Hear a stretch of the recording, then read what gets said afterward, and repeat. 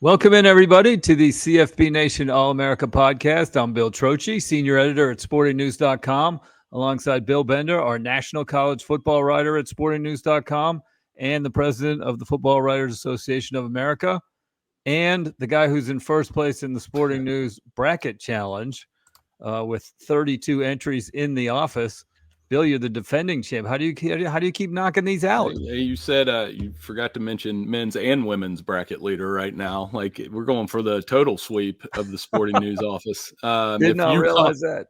If UConn wins on the women's side, Daniel Yanofsky, one of our coworkers, and it's going to be close. Duke, I don't feel good on the men's side, though, because I think there's so many of us that picked Duke in Florida that it's really going to come down to the next couple nights. Yeah, right? I'm saying you're blocking everybody else that picked Duke because you're already ahead of them. So I've got the Final Four that I have intact. That's always the goal when you do a bracket, is have your Final Four intact. And I have Duke, Florida, Michigan State, which you'll be in Atlanta for us at Sporting News, watching the All Big Ten Elite Eight matchup between Michigan and Michigan State. And then who's that other region? Tennessee. I have Tennessee. That's where I'm like, because I think Kentucky might beat them. Mike DeCourcy has a nice feature on Mark Pope this morning at sportingnews.com, getting ready for that Kentucky-Tennessee game that you mentioned. But yeah, I'm in fourth place. You and I both got 13 of the 16. That's pretty good. You did better in the first round for sure. There's a young St. Matthew goalie lurking in the standings, an eighth grade boy clone named Grant Bender. That'd be a big problem if he knocks off the old man. That would be. He tried to last year, so but no, it's fun. Like we've got it's been a good tournament. I know there's a lot of discussion about. We did it a little bit on here last week about the Cinderellas and lack thereof, and if you're looking for a Cinderella in this tournament, you better get on the. Nothing says Cinderella like John Calipari in a plaid red, suit coat, right? With this very, very expensive roster. Yes. Yeah, that's our Cinderella that we're rooting for. So anyway, all right, well, we're going to get into college football in this show, but it was fun. I will be spending the weekend in Atlanta covering the Atlanta Regional, which is sort of like the Big Ten SEC Challenge. We got two Big Ten teams, two SEC teams. We got Michigan State, Ole Miss. We got Michigan and Auburn, which I was thinking would be two really good Chick-fil-A kickoff games. I think those would be really fun matchups over at Mercedes-Benz Stadium, which is, right next door to State Farm Arena. So that would be kind of funny. But we are going to get into more news at Stanford. We talked about it last week, but it is escalated, obviously, this week. Troy Taylor got fired. We're going to talk about some problems down at Georgia. Stop me if you've heard this one before. And an interesting idea coming from Mike Gundy that's not totally off the rails. So I like that. So we'll get into all that. But before we do, some Trocchi trivia centered around Mr. Andrew Luck, who happens to be in the news, as he's the one that pulled the trigger on Troy Taylor. We'll talk about him in a minute. Trocchi trivia for you, Bender.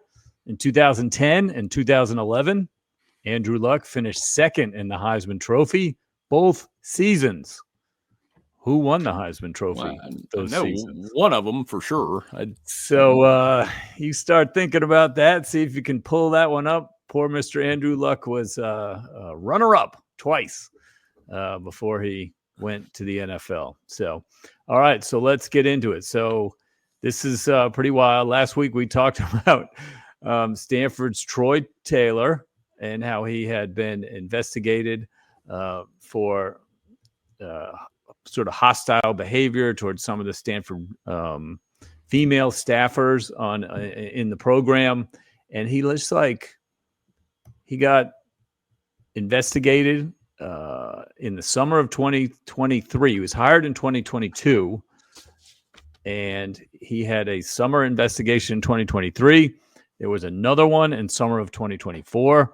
He received financial penalty and workplace training at that point.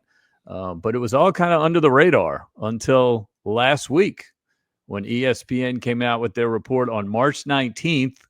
You and I discussed it. You and I said, how does this guy still have a job? Right. 6 days later, Andrew Luck fired him and put out a statement. So a couple interesting things about this to me. One, I find it interesting that Andrew Luck was Troy Taylor's boss as the general manager.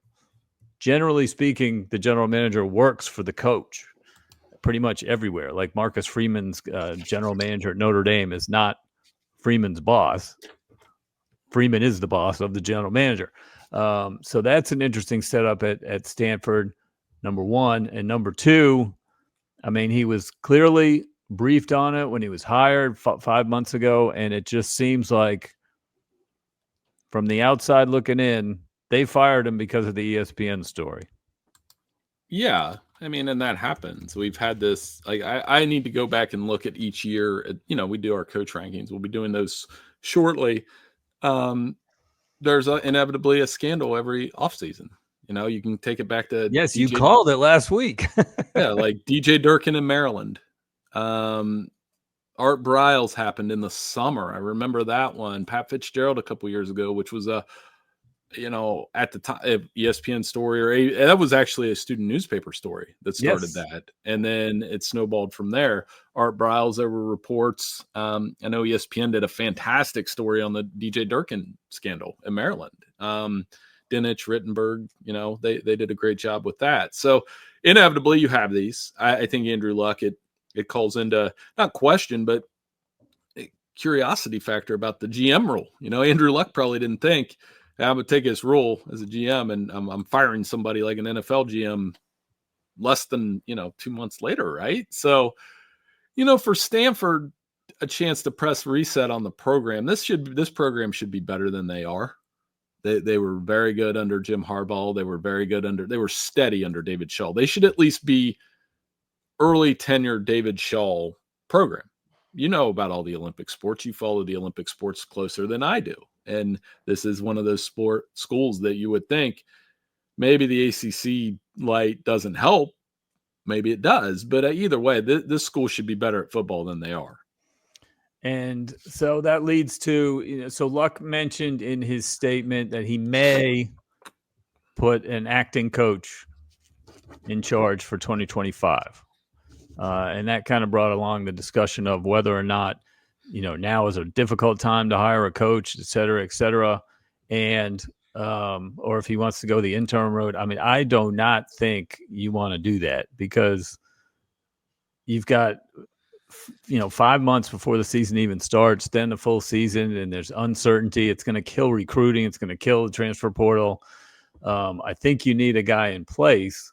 The question is, how bad of a time is it to hire a coach? Because last year, I think it was Bill O'Brien went to Boston College around this time, didn't he? Mm-hmm. And then UCLA grabbed Chip Kelly. UCLA made a hire, not an interim, made a permanent hire. So I think that's the route Stanford should go. If I'm a mid-major coach, like a Toledo's Jason Candle, let's say, like, why wouldn't you just leave Toledo for Stanford right now in the middle of spring practice? It's before the portal opens, which is critical because you can start to restock. Stanford's going to lose a bunch of players probably. In the 30-day window, once you make a coaching change, they can go into the portal. They can jump in early. So that roster, I mean, Stanford kids are a little bit different. They go to Stanford generally maybe for a little more than football. So maybe they won't be as decimated as some other programs that lose coaches. But, I feel like Luck should really push and try to get somebody in place before this April portal. And whether that means, a group of five coach, or if it means someone who's out of football, a Jason Garrett kind of thing, or an NFL assistant or something like that, he would be wise to do that rather than look in the interim / acting direction. Yeah, and I think so. I mean, if it were me, I'd be more aggressive because I'm throwing away a year with a guy that I'm probably not going to hire unless they do. Braun at Northwestern's a different example to me because they kind of threw him in July. I remember I was at Big Ten Media Day and he was literally a week into the job. and you could tell his head was spinning. And what did he do? I thought he did a pretty nice job in that first year. They struggled this year in a larger Big Ten, but that's a question for another day. Why not be aggressive? Andrew Luck has connections in the NFL. Go get the guy you want.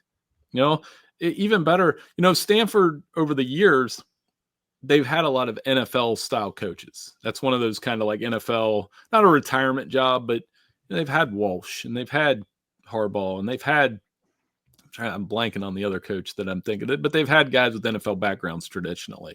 So why not go get one of like an OC type that wants a college job and go from there? I do think it's an interesting, Andrew Luck's position is very interesting for the future of the sport because if he does a good job, and by all accounts, he's a smart person. I loved watching him play. I think he'll do a good job there, but this will be under the microscope because, again, you're dealing with, I don't envy his position because it's hard to get a coach in place at this time of year, but I think it can be done. Bruce Feldman mentioned Jeff Monken and Ken Milatolo from Nehemiah Tololo. I got Tololo, that. Nehemiah Tololo from San Jose State. He was at Navy forever. Experience at different type of institution than your typical Power Four.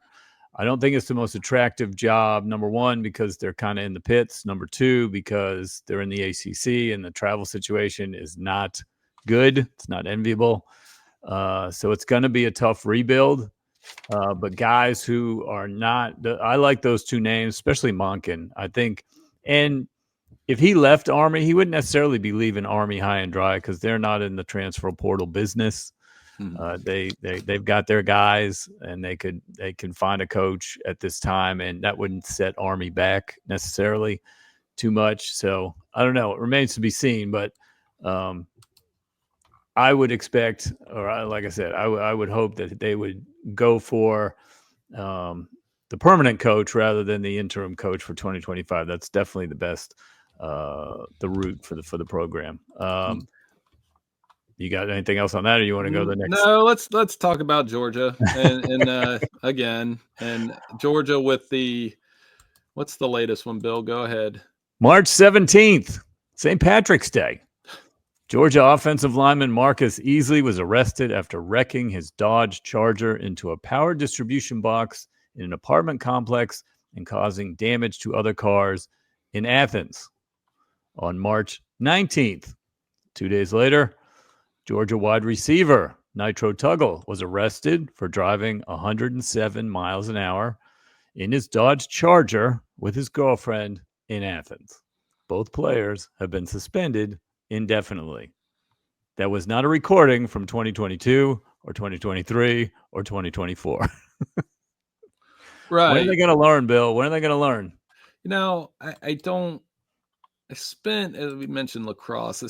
So I drive Grant and a couple of his buddies to lacrosse all the time. And I spend considerable portions trying to we had this discussion in the car the other night of, okay, here's these phrases that you guys use that I'm like, I know what all of them mean. I'm not stupid. So here's what we can say or what we can't. Here's, some of them I just don't understand. Explain them to me. Explain what this word means. Like one of these, Riz or whatever. We do those. I know what most of them mean because this is what Gen Z does. I don't know. It's my way of saying I have no idea this Fast and the Furious speed racing culture. Why? And I don't think Kirby does either because they're still doing it. We've had human beings die. It can't just be brushed aside because of football, right? It can't. And I don't understand 107 miles an hour. Why? And again, the one I keep pointing to is why wouldn't you show them? And I hate, I'm trying to do this as just show them Henry Ruggs. Henry Ruggs on top of the world I hesitate to say throw his life away because you can reform and go through whatever he's going through. But, a human being died because of a bad decision, driving too fast. And in this culture that they have with this, I don't understand what it is. Maybe that's something I feel like even if I educate myself on it, okay, here's why they're doing it. At the end of it, you've known me for a long time, Bill, I'm just going to say, well, that's stupid. Why are you doing it? And that's what it, and I think Kirby, we've said, well, he needs to kick guys off the team. He needs to suspend them. That's still not working. He's done that. So I don't know what, I honestly am at a loss at what he can do other than what do you do at this point? I think you got to go further than suspended. At Georgia, there has to be a zero tolerance. You have to be kicked out of the school if Right. you're arrested on an automobile situation because of the history at Georgia. I don't think that should be nationwide, but they've put themselves in this position and they need to have a zero tolerance policy. I mean, the people in Athens must be up in arms. You send your kid to school, a regular student, and you're worried about, your freshman getting hit by someone who's driving 107 miles an hour in that town. Right. And it's happened over and over and over. These are the comments from Kirby to ESPN to Mark Schleba. He says, both of them are younger players and have made crucial mistakes. As far as the process we followed, it's not been several months. It's been several years in terms of defensive driving courses, having players ride and learn how to drive, just like my two kids did with a driver service. He said athletic director Josh Brooks has done a tremendous job meeting with every player. And we've had several speakers come in and we continue to educate. We're not going to stop at that. It's unfortunate. One of those young men got his driver's license within 1 month of that happening. And it's amazing how many kids come to school now without a driver's license, whatever that means. No, it's no excuse, but one of those things. We will continue to educate and discipline our guys to try to correct it. I mean, they can keep trying, but to me, it's got to be zero tolerance. Yeah, and 42 miles an hour, 42 miles over the speed limit, which, I mean,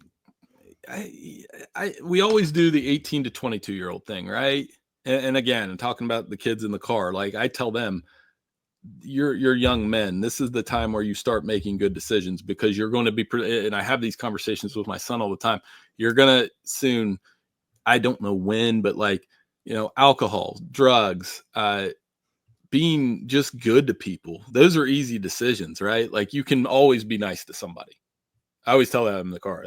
I'm not nice to you all the time, but our editors, yeah, I am. I'm really nice. But be nice all the time. That's straight out of Roadhouse. And with these guys, they're just continue to make bad decisions, and it's dumbfounding because no other program in the country. I mean, I was thinking about this. I remember we used to do this with Urban Meyer in Florida, but no other program in the country has had the rash of arrests that they've had juxtaposed with the amount of success that they've had. They're really good.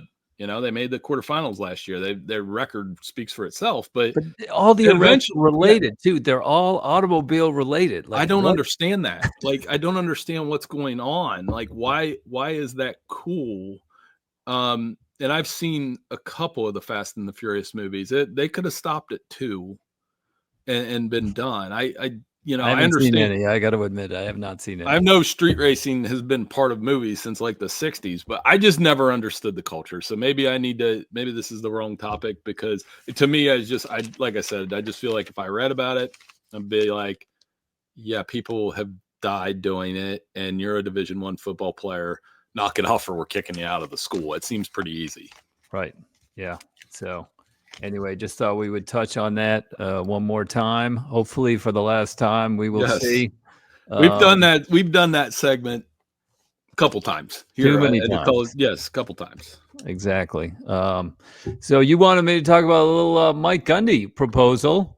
He's trying to emulate his buddy Deion Sanders. I don't know if they're buddies or not, actually. But, Deion Sanders has talked about trying to scrimmage Syracuse for a spring game. They need to get an NCAA waiver in order to quote unquote play another team in the spring. Currently that's against the rules, but they potentially could hear about a waiver on April 10th, I think it was.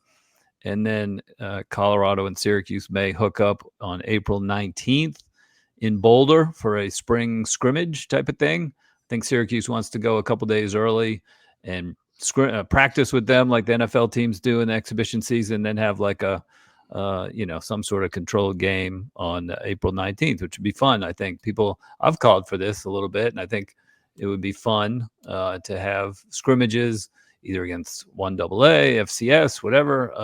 But now Mike Gundy proposed that now that the Oklahoma State series no longer exists, to have a home and home in the spring, to have a one Saturday have a scrimmage in Norman, and then the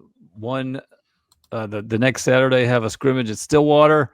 Let fans in, and he said that we could split the gate and use it for NIL money, that type of thing. So I don't know. Has Mike Gundy come up with a good idea? I like it. I was talking with, as you know, I do a weekly hit with Bobby Carpenter and Anthony Schlegel on the Bobby Carpenter Show, and I said we talked a little bit about this. Those two are great, by the way. And I said, like if you were trying to do this at Ohio State, it would be hard to find a regional partner. Essentially, you'd have to almost do Notre Dame. I was like, for me, if I were Ohio State, I would be like, okay, we're going to go to Florida for a week, and then we can recruit while we're down there. And by the way, some guy named Jim Harbaugh did that at IMG Academy, and everybody got upset about it a couple years ago. That's a topic for another day. But I love this idea because they don't play.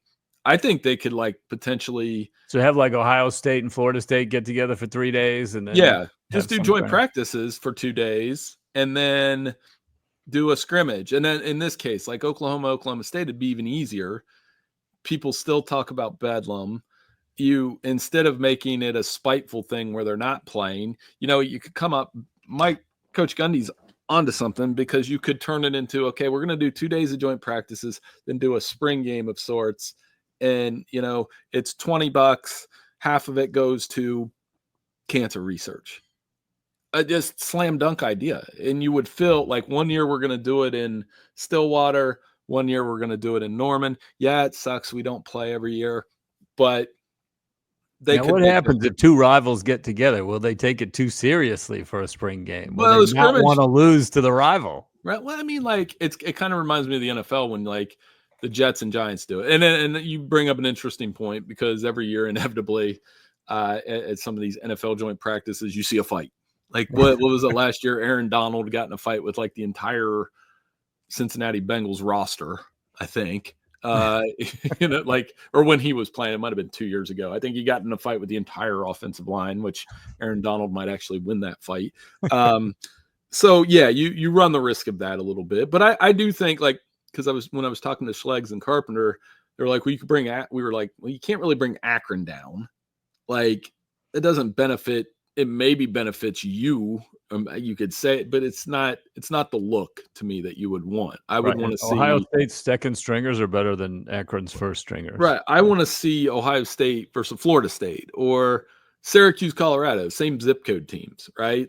Not literally zip code, but talent, and a bowl game that you would put on and say, hey, this is great. So, but I like Gundy's ideas. I think he typically speaks his mind. He doesn't care what you think or I think or anybody thinks, but this one isn't bad. I see some potential there. And like I said, it brings up in the story, Oklahoma, Nebraska, Texas, Ohio State, USC all canceled their spring games. So we're having something if we're going to continue to have spring football. Right. The sport is as popular as it's ever been, and we're taking things away that people like. So you don't, you want to try to figure out how to work around that a little bit. Right. So, I mean, that's where I'm at on that.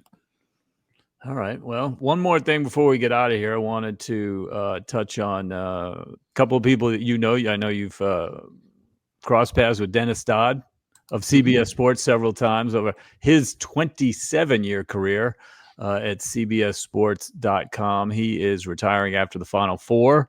I guess so. He's got about a week and a half left before he hangs it up. And then Gary Danielson for CBS. I know you've interviewed him a few times. He has announced that the 2025 college football season will be his final college football season. Didn't know if you had any comments about these two guys. I know, like I said, you've crossed paths with both of them. Well, Gary Danielson, the voice of the sport in a lot of ways. People have opinions on him. When he did SEC, they said, why are you such an SEC homer? You went to Purdue. He had a great story last year. He said, I was talking to him about something that he said he covered a Michigan-Ohio State game in 2003. 2002, I'm sorry, where it was a 13-9 Ohio State win. Ohio State goes on to the national championship, and he said, I was driving home. He lived in Michigan at the time, so he drove from Columbus, and he said, you go up Route 23 all the way up to Michigan. I've done this drive several times, and he said as he was driving up 23, one radio station, as he was in Ohio, it was that Gary Danielson was just rooting for Michigan the whole time. And he's ridiculous in the booth. And then he said, as soon as I crossed the border, the radio stations were, that Gary Danielson's a traitor. He was rooting for the Buckeyes. So that, to me, that's how you're doing your job right. He made everybody mad. But I think to me, good guy, very knowledgeable, huge passion for the sport.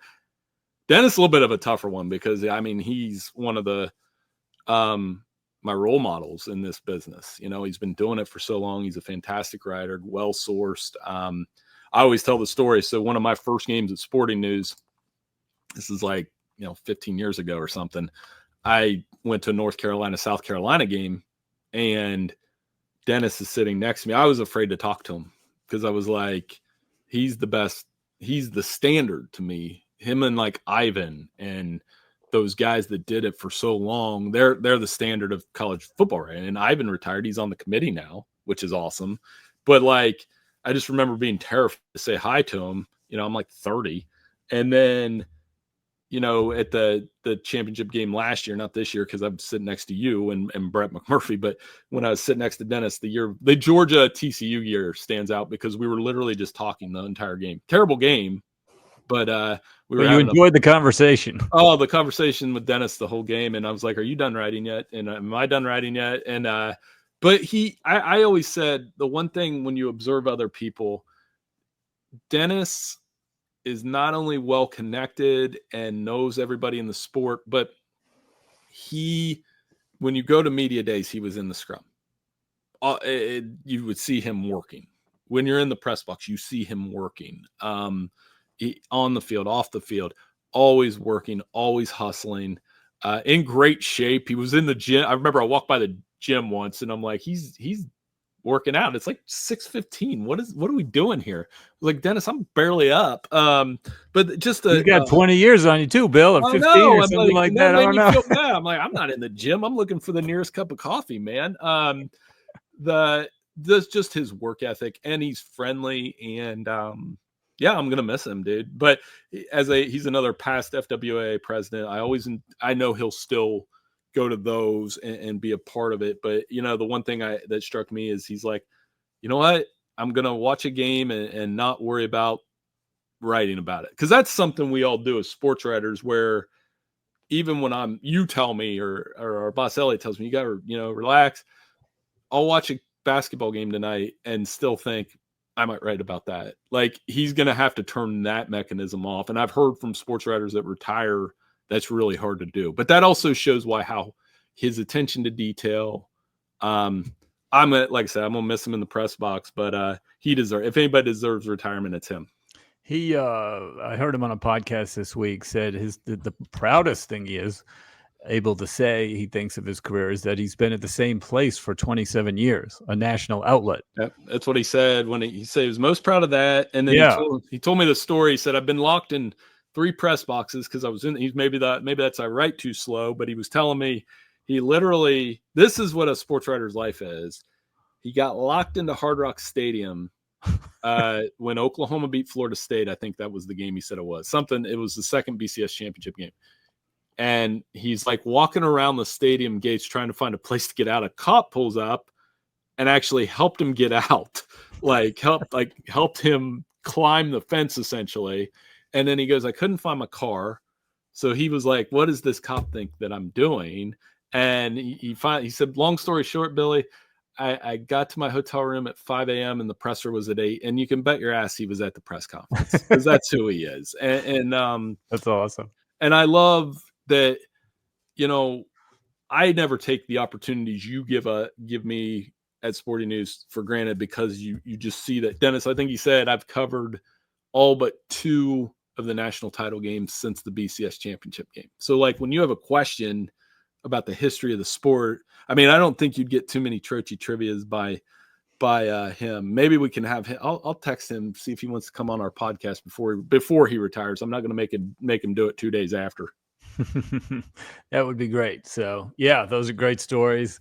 He's a great figure. He's one of the OGs Yes, he is. of internet beat writer kind of thing, national beat writer, college football guy. I've heard Stu Mandel refer to him as that, and he's one of his mentors and people he tried to emulate when he started his career. Because and Dennis was really CBS Sportsline. Is that what it was? Sportsline. Yeah, Sportsline before Sportsline, and I know thing, and like he had trouble getting press passes for what's this internet thing? They're not like they'll let the circulation 5,000 little newspaper cover the game, but they wouldn't let CBS Sportsline cover the game. So I tell Mike DeCourcy the same. It's the guys that you pinch yourself sometimes is. Because Mike, we work with him every day, and I don't take that for granted because it's like the guys I was reading in college are now my friends, and it's unbelievable to have that. So for our listeners, go check out Mike. He's on a tear right now. He wrote about Cooper Flagg and Carmelo Anthony comparison. He's got Mark Pope. I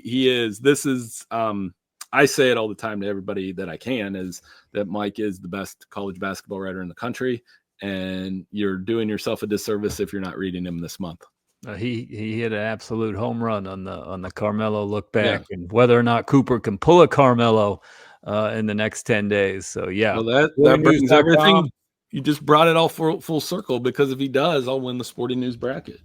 There you go. So, let's do that trivia and get out of here. Trocchi trivia before we get out of here. In 2010 and 2011. Andrew Luck finished second in the Heisman Trophy both seasons. Who won the Heisman in those seasons? The second one took a minute. 2010's easy. It was Cam Newton. He had like arguably and I had to think for a minute. And I'm going to be honest, Bill, I didn't get it from thinking about college. I had to think about the NFL draft. So I think it's RG3. You are correct. RG3. Because there was a considerable RG3 or Luck debate that started. RG3 won the Heisman on night one. Like he beat TCU, I think. He had a ridiculous game against TCU, and he won the Heisman that night. The rest of the season didn't really matter. And I just remember the debate around, is it RG3 or is it Luck? I don't know who won that one. They were both like, if RG3 doesn't get hurt, maybe it's different. Luck retires early. I think Cam Newton won the argument. Like he was of those three, he had the best NFL career. But so it took a minute, and then I believe in 12, the next year it was Manziel. So what a run of Heisman winners there: Cam, RG3, Manziel, Jameis, 13. So very memorable names, memorable guys. Wow. So there, yeah, I know my Heisman winners. So there you go. All right. Well, thank you to everyone for listening to the CFP Nation All-America podcast on Spotify and Apple Podcasts. Thank you to Irish Breakdown, your source for Notre Dame football information. Enjoy the rest of your day, and we will see you soon.